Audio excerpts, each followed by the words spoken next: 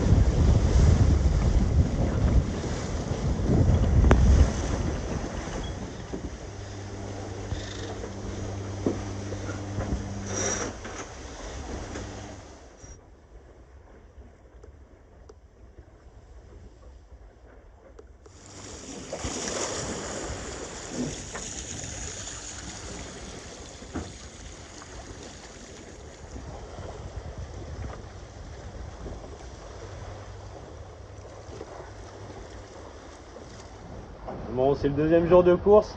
C'est pas allé très vite, mais on fait du sud. Voilà, tout va bien à bord. On vient de récupérer Apilia, c'est une bonne nouvelle. Et puis on est avec le paquet de devant. Voilà. Yep, en mode figariste, on passe de molle en molle.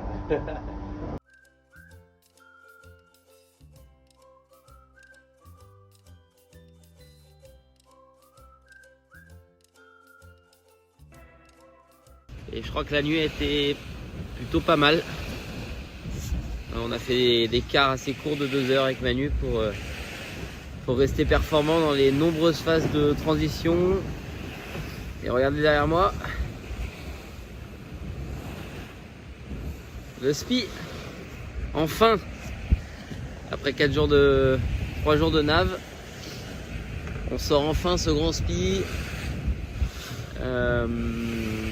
Et on espère pas l'enlever tout de suite. Voilà, la nuit a été fraîche mais moins humide que la nuit dernière. Petit tour d'horizon. Il y a un bateau de pêche là-bas.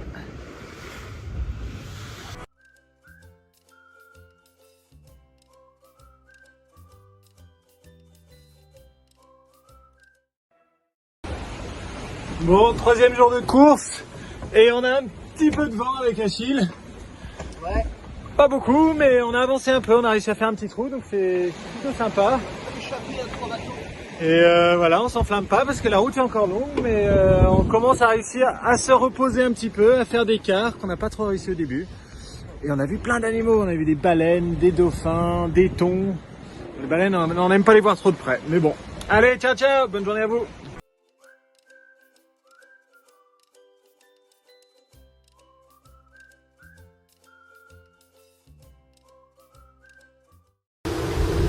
Ça y est, enfin ça vole. Oula, attention devant. Regardez ça, les travées touchent plus haut. Ça c'est bon. Parce que là, ça commençait à être long. Donc ça y est, il y a du vent. C'est parti, Cap Finistère.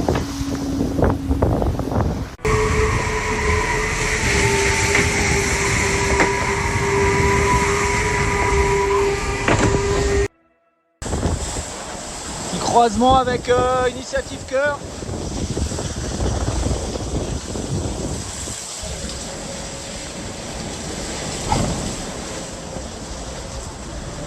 Tout va bien à bord aux alentours du Cap Finistère. On a enfin du vent.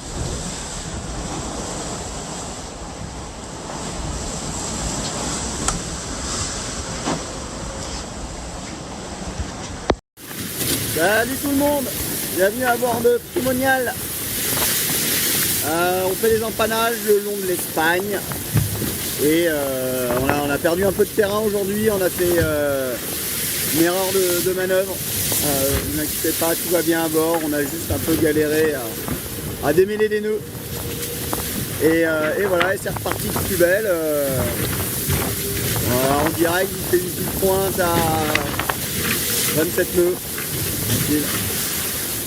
Voilà, regardez, le soleil se lève. Et il commence à faire chaud, ça c'est top. On va un peu pêcher de la nuit quelque peu humide. Voilà. Je vous souhaite une bonne journée. Ciao.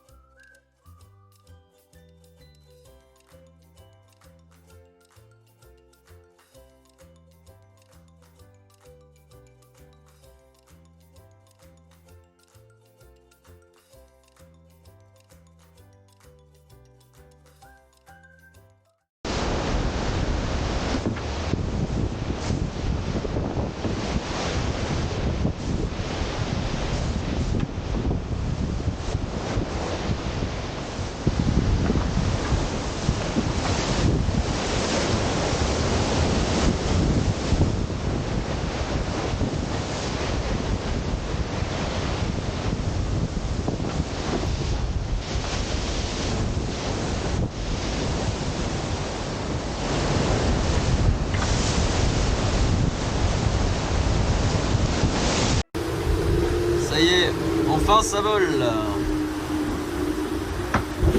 Oula, attention devant. Regardez ça, les travées touchent plus haut. Ça c'est bon. Parce que là, ça commençait à être long. Donc ça y est, il y a du vent. Et c'est parti, Cap Finistère.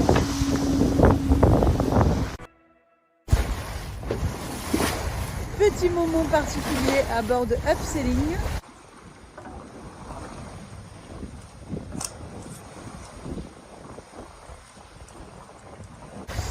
Julia Vira, guide de haute montagne, est montée en haut du mât.